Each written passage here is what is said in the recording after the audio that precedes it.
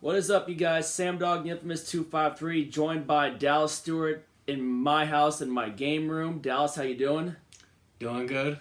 Yep, and sorry we took a little while to do this, but now we figured now's the time to do it. Now we are about to do what we always do at the end of each of our seasons, of our Seahawks seasons. Now we going over, we went 9-8 on the season, so this is enough to give us. This time around, we are going with our top six. A bonus win, I guess, this year. Yeah, top six Seahawks wins of the 2022 seasons. We got six we're doing top six. Last year was four, and then prior to that we had five. But this year we are doing six. And then your wins. first year doing YouTube, It was you did it by yourself, and you did three. Yeah, just the three that stood out to me the most. But we got six wins that stand out to us this year around for the 2022 Seahawks. Granted, we backdoored our way into the playoffs with a 9-8 record. Who would have thought about that? And then you already know what the obvious number one is going to be when we get there. But you already know number one is obvious when we get there. But without further ado, let's get into it and let's recap me and Dallas's top six Seahawks wins of the 2022 NFL season. Starting off with number six, I went to this game on the road with my dad. You remembered the live stream at the end and all the pictures I posted celebrating with our players after this game. I'm talking about our Week 9 win in Arizona, 31-21. What was awesome about that, the Cardinals did have DeAndre Hopkins back, and that was a tight battle for the most part of it. It started out with us having the ball. We get the Jason Myers field goal. Then they go down and hit Hopkins for the touchdown. And we strike back with the DK Metcalf touchdown. And then before the half was the game-changing play, in my opinion, which was huge, a defining moment. The Ryan Neal strip of Kyler Murray when they ran for it on fourth down, forcing that fumble, and we recovered it before halftime to have us at the 10-7 lead. And I remember calling Dallas at halftime. That was a turning point in that game. Yeah, I called you at halftime. Cardinals had all the momentum. Yeah, and I called you at halftime after that play happened during halftime from the stadium, right? Yep. And I remember we were talking about how big that play was, and then after that we come out of the halftime and Geno throws a pick six to Zaven Collins. Yeah, and then, which we thought was going to be a backbreaker. And then we drove downfield and answered back with the Tyler Lockett touchdown. Then we get the 3-and-out. Shelby Harris sacks overrated midget Murray, and then we drive downfield. Geno has a couple nice runs, and then Kenneth Walker just kept killing the Cardinals, and he got the one-yard touchdown, which I have the video of that in my videos. You can go check that out later on. I got the first of his two touchdowns, and Kenneth Walker just, in both the games this year against the Cardinals, Kenneth Walker just annihilated them. Yeah, he ran all over them in both games, and in the first game, he had our only touchdown in that 19-9 defensive slugfest. Which I took you to that game. Yep. And Adam. But yep, I was. And this was in Week 9, and it was during our 4-game winning streak. Yeah, and I just to get to 6-3. And I just so happened to get to go to the game with my dad down in Arizona, and that was a fun trip. Definitely enjoyed being in the sun, but the bonus was definitely getting this the game win. happened when we were playing well. Yeah, it did. And that was a huge win because the Cardinals had DeAndre Hopkins back, too. And then they had pretty much most of their stars before everything just went down. And it was our first sweep of Arizona since 2018. Since Seabass swept the Cardinals. Pottsville Curse showed no mercy once again on the Cardinals. That was a good win, and it just led, and their terrible season just continued after that. Yeah. All right. Win number 5, the shootout in Detroit. The Seahawks-Lions game. What week was that again? That was Week 4. Week 4. Our game in Detroit. That was one game that I never thought would be a shootout. We started out with the ball. We drove down and hit Will Dissly for the touchdown. And T.J. Hawkinson killed us throughout that game before Detroit would later trade him to Minnesota. And then Geno had the second touch of our touchdowns, which he ran it in with ease like Moses parting the seas. But the difference maker to me in that game, and without this play, if this play doesn't happen, then we're not in the playoffs. This play pretty much denied Detroit from going to the playoffs. Tariq Woolen's pick six. Yeah, I think we were up 24-15, and it made it 31-15. It gave us some cushion. Because I remember also Jason Myers shanked like a 37-yard field goal that would have put us up 3 scores and pretty much put the game out of reach. But Detroit kept coming back in that game. Yeah, and then thankfully we had those two big Rashad Penny touchdown runs in that game too. Yeah, and I think the win improved us to 2-2 because we were 1-2 at the time. Yeah, because we lost to San Francisco and then we lost to Atlanta at home, and then we went on the road and got back on track with who would have thought would have been a big shootout, and we had to sweat it out. And then obviously the 3rd and 16 Rashad Penny touchdown run, and then basically the other third and then down they run. would come back and they'd make it a 3-point game again. And then didn't Rashad Penny have the first down that sealed it? Yep, Rashad Penny and ran all over him. I still think it was the highest scoring game this year. It was. It was 91 points? Yeah, 48 or 93 points. 48-45 was the final score in that game, but Rashad Penny definitely killed it the really Lions. came back and bit Detroit at the end of the year because we had the tiebreaker over them, and they finished 9-8. That and that dud they laid in Carolina in Week 16 came back to bite them in the ass for the reason they didn't make the playoffs this year. Big time indeed, Dallas. But we were one of the reasons they didn't. Exactly. I think we were the biggest reason. That was that, man. And then we went live for that game, didn't we? No, we didn't go live. We didn't go live, we but I almost came thought about over. it. We thought about it. It would have been a good game to go live for, but it was an exciting win. It was a dandy of a I game. I was nervous that whole game. I I could never really breathe easy during that game because our defense was so bad. I don't think any of us could. Our defense was horrific in that game. Early on in the season. Luckily, our offense bailed us out big time. Yeah. All right. Win number 4. Week 18, our final home game against the Los Angeles Rams, for the very reason that we had to win that game. And I remember the NFL schedule maker screwed us over, putting us early and putting Green Bay and Detroit later into the nightcap and making us have to sweat it out that entire night of watching Lions and Green Bay. But during this game, first play, Geno throws an interception to Jalen Ramsey. Ramsey got us twice in that game. And we held him to a field goal, which was huge. Yeah, red zone defense came up big in that game. Yeah. Other than the Tutu Atwell touchdown that they got later. But then I remember Geno throwing the dime to Tyler Lockett. To tie it at 13. In our end zone. That was Dallas's birthday. I remember that. It was a great 30th birthday gift. Yeah. He hits Lockett and ties the game, and then we later get on that drive, and then... Wait, didn't Geno throw another pick later in that game? Yeah, he threw 2 interceptions, and then they get a field goal and take the lead, and then we go down and get a Myers field goal, and then... Because it was a late hit on Geno on that final drive, or one of the final drives. That was the final Or drive, the game-tying drive. I think it was the... Oh, no, yeah, it was the final drive where he delayed regulation, and then Myers missed that kick. Yeah, I remember on the game-tying drive, we bought bad timeout management, and we burned all our timeouts. And we got stuffed on it looked like we were going to have the go-ahead touchdown, but they stopped us on 3rd and goal, and then, we had to punt. Kick the field goal to tie it. Yeah, and then later on we get another stop. And then the defense held, and then we got the ball back. And then Jalen Ramsey hits Geno late out of bounds, which was an extra 15 yards, and then we get held to that field goal. And then Myers, hits the upright. He doinked it. A rare doink, but a really good year for Jason Myers other than that.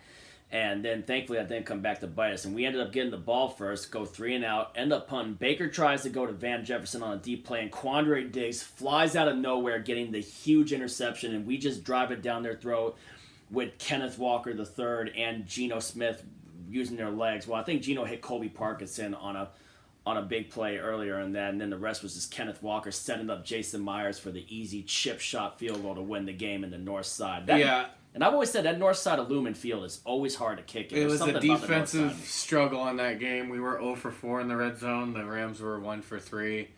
And it kept our playoff hopes alive. An offensive struggle for our offense.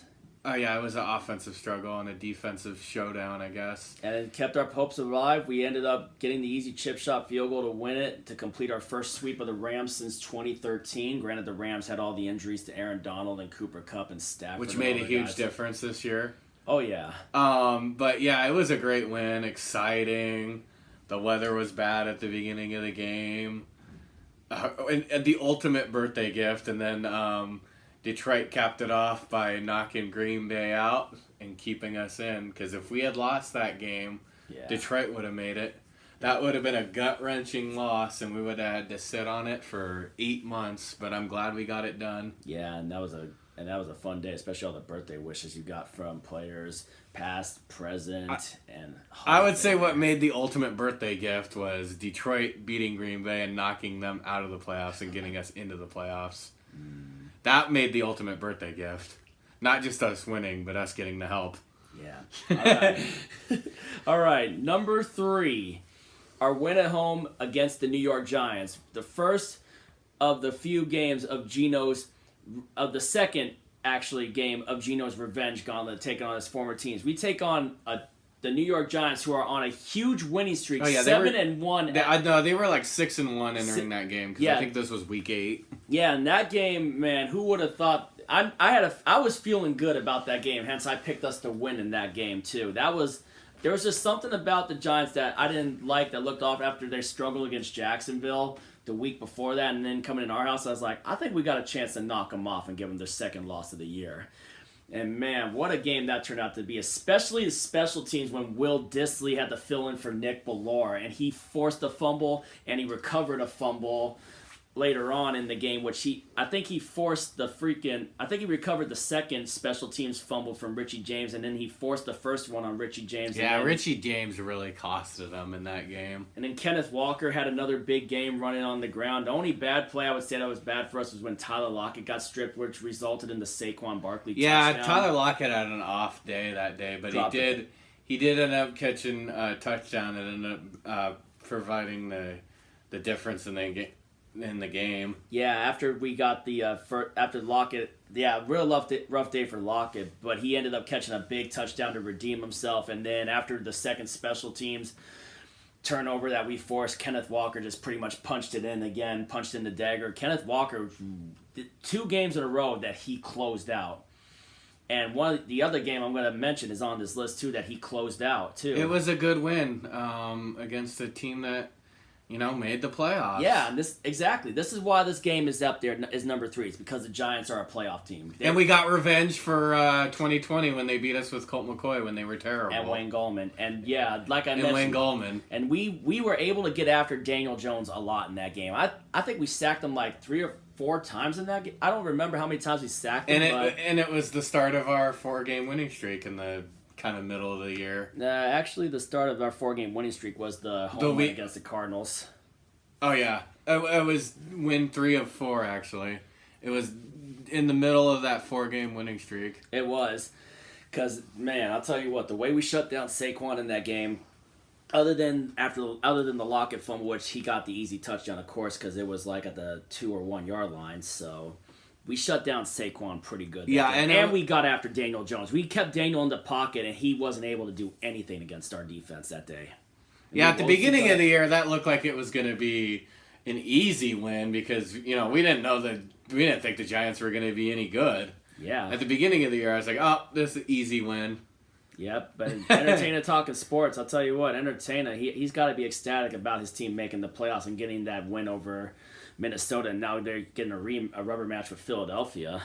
We'll see what happens with that tomorrow, too, but other than that, yep, our win against the Giants gets the number 3 spot. Yeah. All right, win number 2, the win in LA, our first ever win at SoFi Stadium, which we completed the SoFi Stadium in the LA sweep this year, but we're going to go with the first one. Number 2, another playoff team. They got eliminated by the Jacksonville Jaguars, but another playoff game, but I thought this was one of our most complete games against a tough playoff team.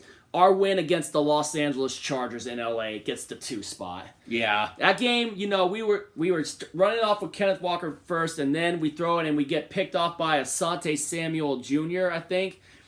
No, it was I think it was. I don't think it was Asante Samuel. It was that one other guy that wears Kenneth Murray, number 9 for the Chargers. It was off of a bat play, and then immediately after that, they go down the field, and then we stop them and hold them like 4th and inches, and they run Austin Eckler, and we stuff Eckler in the back to turn it over on downs to get us a big defensive stop. That proved pivotal early in the game. Then we go downfield, and on 3rd and 15, Geno throws a dime to Marquise Goodwin for a touchdown.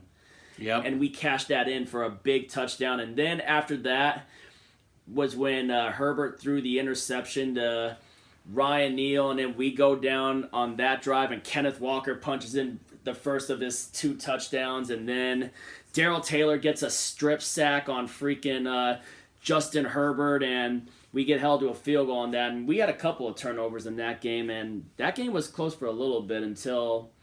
And then I think it was after the second turnover that we turned it over.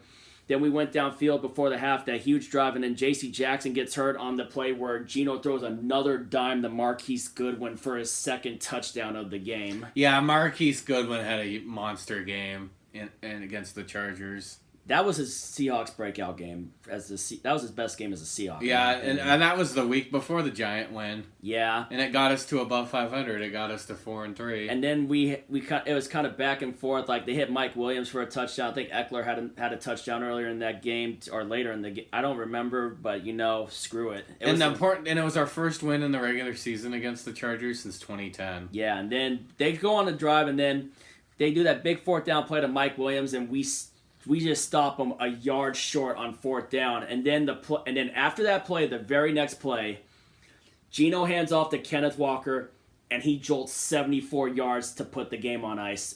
That long 74-yard touchdown. Didn't that make it 37-16? Yeah, because then the Chargers got a touchdown, which we ended up winning the game 37-23, a 2-touchdown win. Yeah, that game to me, that was a special win in LA. Yeah, that was a solid win. Probably our most complete. One of our most complete wins. Offense, defense, and special teams. All right, now that we got to this part, before we do number 1, it's time to now mention some honorable mentions. Honorable mention number 1 for honorable mention, I would say our win at LA to complete the SoFi Stadium sweep. Yeah. That was a fun one, and then crazy scene. And the best part about that game, seeing DK Metcalf, Geno hit DK to beat Ramsey for the touchdown for the game winner. Granted, that game was a little bit of a struggle too, but seeing DK beat Ramsey to win the game, that was pretty awesome.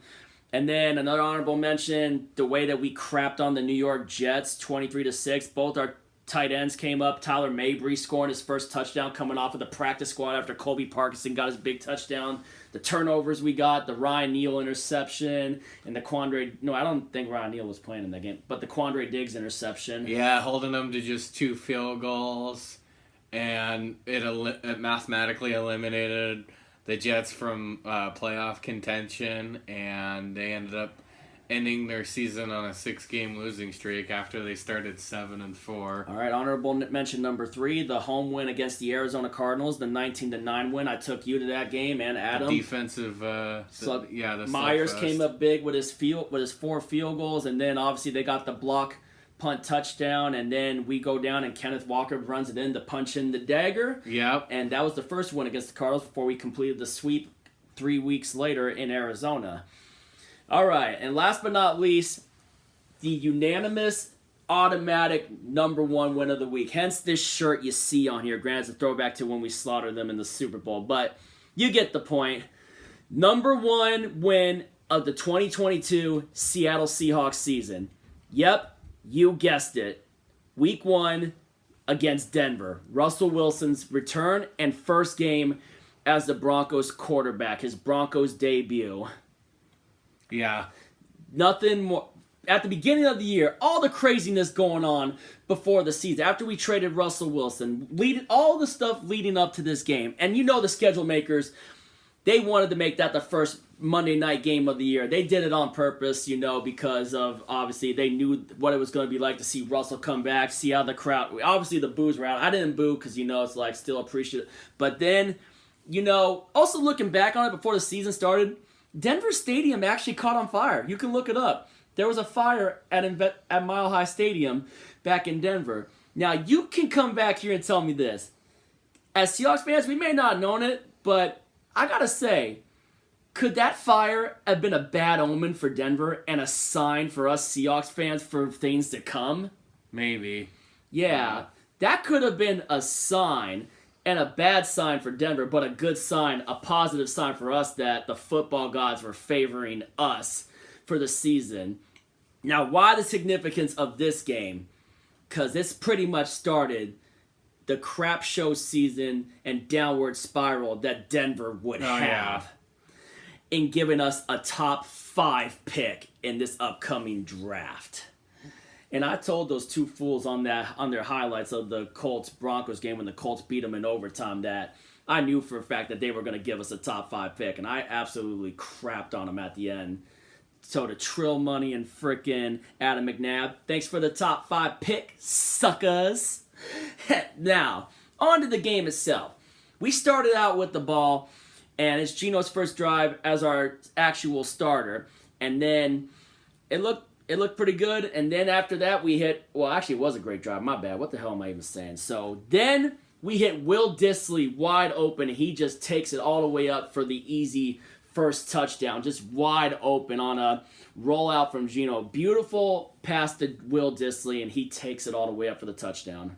Yeah, that was a good first drive in that game. And then, of course, they hit Jerry Jeudy for the long... no, I think we held him to a field goal. Yeah, I think we held him to a field goal after that. And then after that, they get the long touchdown. Yeah, to the bomb to Jerry Jeudy. That put him up, 10-7? Yeah, and then we get a Myers field goal, and then later on we hit Colby Parkinson for the touchdown to put us up at 17.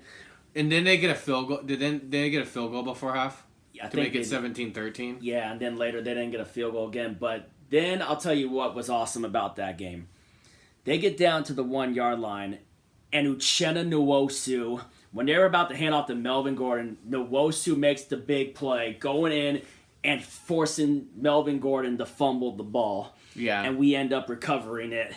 And then we go down and DK Metcalf gets stripped at close to midfield, and then Denver drives it down to our 1-yard line again, and then they hand off to Javonte Williams.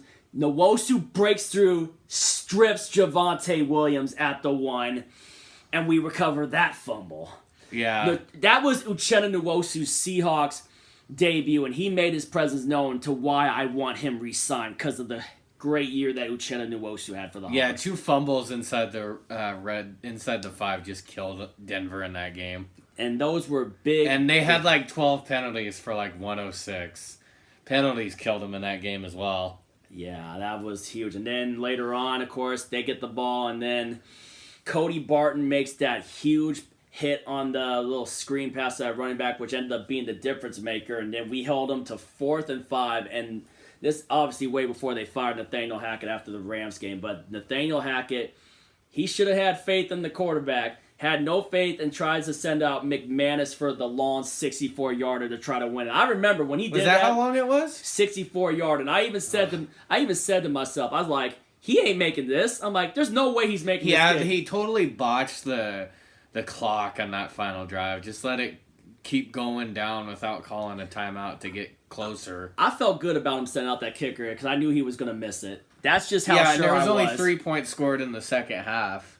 Denver just had a field goal. And then McManus comes out, kicks it, and sure enough, as I was sure, he misses the kick. He misses it just to the right. And it was just bad clock management all the way around. But man, I'll tell you what, that win, to me, as Seahawks fans, even before the season, we were just like, we didn't care how many games we were, what was going to happen. We just wanted that one. We just wanted that. That game was like our Super Bowl. That game was our Super Bowl. Yeah, this year. of last year, of this year. Yeah. Hence, I'm wearing the Super Slaughter shirt from Super Bowl 48 because I knew that we were going to make that Week 1 win against Denver at home on Monday Night Football our number 1 win of the 2022 season. And we got revenge for Week 1, 2018, when we lost at Denver to Case Keenum. And we beat him with Geno Smith, and at the end on the Monday night cameras and the interviews, Geno Smith drops the famous, they tried to write me off, and I didn't write back. And that was the line of the season. It led to, the downfall of Denver's season. Yeah. It was one of the many games that they blew throughout this season. And that paid off to be the major dividends. And, man, I'll tell you what, that fire in the stadium, that was the gods. That was the football gods giving us a sign. That was a sign from the football gods. And a pretty bad omen in Denver. Pretty much the football devils cursing the Broncos season after we fleeced And them. then they never recovered after that loss.